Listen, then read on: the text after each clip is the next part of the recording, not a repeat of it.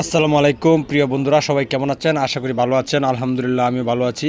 এই মুহূর্তে আপনারা দেখতে পারলেন নেত্রকোনা থেকে মোহনগঞ্জের উদ্দেশ্যে রওনা করলাম। এখানে তেলের সংকট, পেট্রোল অকটেল অনেক অনেক লম্বা সিরিয়াল, যা আপনারা প্রায় সকাল থেকে দুপুর পর্যন্ত ওই জায়গায় লোকজন বসে আছে, আপনারা দেখতে পারলেন। এবং প্রায় অনেক শত শত মোটরসাইকেলের ড্রাইভাররা বসে আছে। আমি জিজ্ঞাসা করলাম, ভাই কী অবস্থা? অনেকে বললো, ভাই গাড়ি বেচতে হবে, গাড়ি বেচতে হবে, গাড়ি চালানো যাবে না, এ কথা বলছে অনেক ড্রাইভার ভাইয়েরা। তো অবশেষে আমরা ফেরত গেলাম, তেল পাইলাম না।